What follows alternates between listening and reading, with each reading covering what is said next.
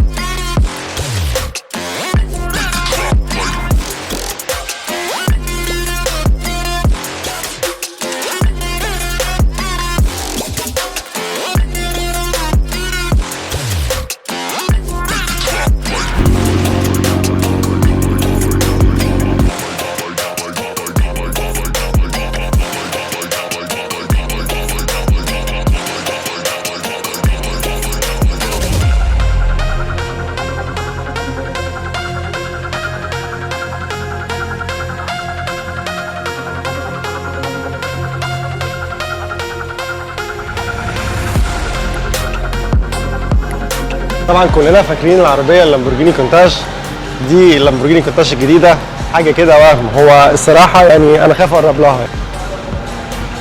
طبعا مش هننسى الفورد جي تي الجديده.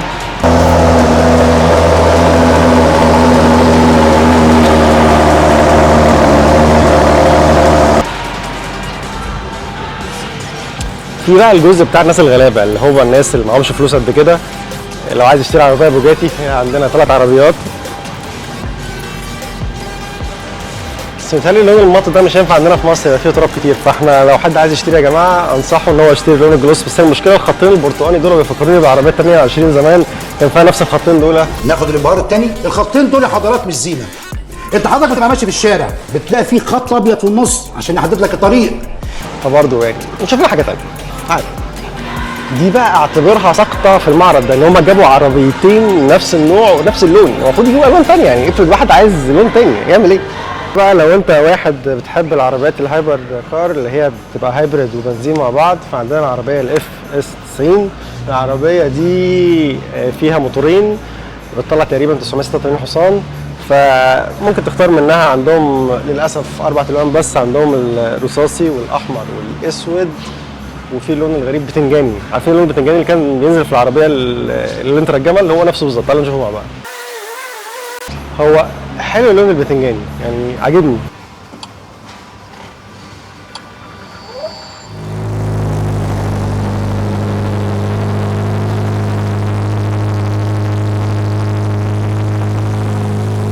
طبعا زي ما احنا شايفين العربيه فيها موتورين، موتور V8 4 لتر توين تيربو، ومعاها موتور اي موتور بيطلع 986 حصان. العربيه يعني مشكلتها عندنا في الرادارات، مش هتنفع معانا في الرادارات. تعالوا نكمل. دي بقى عربيه يعني كل الناس بتحبها، 458 سبايدر. دي عربيه مشهوره جدا، ودي بقى للناس اللي هم عايزين يجيبوا عربيات فيراري ومعهمش فلوس قد كده، فممكن يشتروا العربيه الفيراري دي. اما بقى 812 جي تي اس هم عاملين منها 2. العربيه الصراحه الستايل بتاعها حلو جدا، الكابوت بتاعها طويل قوي ومؤخرتها قصيره. عربيه حلوه جدا.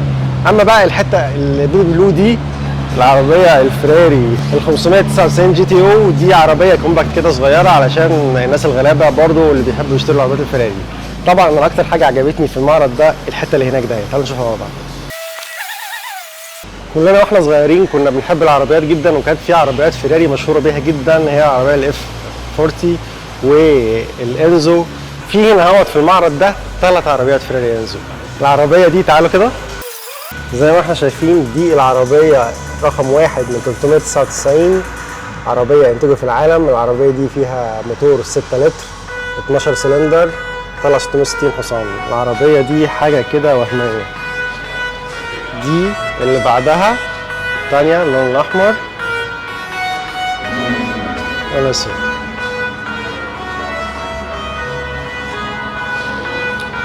يعني عايزين نتخيل لما يكون في 400 عربية في العالم بس في 3 منهم في معرض واحد، حاجة كده تشل. أما بقى حبيبة قلبي دي اللي كنت دايما بحب ألعب فيها في نيد فور سبيد 2، العربية ال F50، عربية من 350 عربية بس في العالم، عربية من سنة 96. كلنا أكيد فاكرين العربية دي، كنا بنلعب فيها كلنا في نيد فور سبيد، كانت حاجة كده وهمية. اللا فيراري فيه هنا هو التلاتة في المعرض ده. طبعا زي ما احنا عارفين دول 500 عربية في العالم بس. واخيرا وليس اخيرا العربية الفيراري 288 جي تي او، دي عربية من 272 عربية باقيين على قيد الحياة فقط في العالم، وموجودة هنا في المعرض. اما بقى العربية دي الماكلارين سينا، دي عربية مميزة جدا من ماكلارين، دي بتطلع 789 حصان.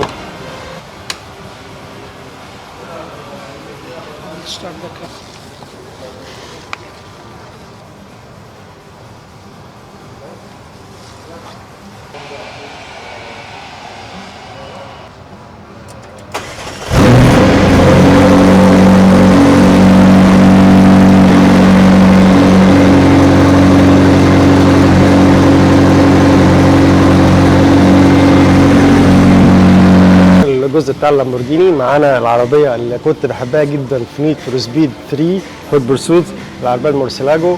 دي من العربيات اللي بحبها يعني العزيزه جدا على قلبي، عندهم منهم واحده يا عيني لونها اسود. اما بقى بالنسبه للهوراكان عندهم كل الالوان، عندهم الاخضر وعندهم النبيتي وعندهم الاسود والرصاصي ناردو جراي. انا شايف ان الناردو جراي دي احلى واحده فيهم بصراحه، يعني لون جديد. يعني برضه لما واحد يحب يجدد بدل ما يجيب عربيه لونها اسود ولا بتاع، لون الناردو جراي ده كويس. بقى ورانا بقى الناحيه الثانيه، دي الحاجات اللي انا ما بحبهاش الصراحه. يعني دي الرولز رايس، دي من العربيات اللي هي المجعلظه الكبيره اللكشري، انا ما بحبهاش. انا بحب العربيات الرياضيه زي العربيات اللي ورانا دي. في بقى الجزء الثاني الاخراني كده في عربيات حاطينها في الجنب كده اللي محدش بيبص عليها، العربيات اللي هي الكولينن والبنتلي، اللي هي يعني الناس اللي بتحب العربيات العاليه. طبعا انتوا عارفين ان احنا كلنا بنحب العربيات تكون لازقه في الارض، فالعربيات دي بالنسبه لنا مش ممتعه خالص، فيعني هم حاطينها في الاخر عشان ما حدش يبص عليها. في بقى حاجه انا شفتها في المعرض وبعدين لسه بينضفوها، انا لغايه دلوقتي مش عارف دي، فتعالوا نروح نشوفها مع بعض.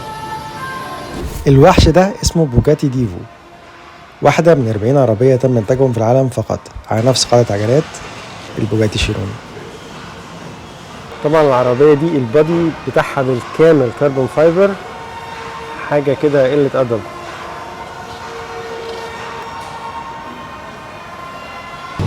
ودي كانت تجربتنا النهارده لزياره معرض العربيات السوبر كار في دبي. وفي هنشوف طبعا احنا شايفين هنا الدنيا زحمه شويه، فهنشوف كونسبت تاني في مكان تاني قريب من هنا، هنشوف طريقه العرض المختلفه، وتعالوا نشوف مع بعض.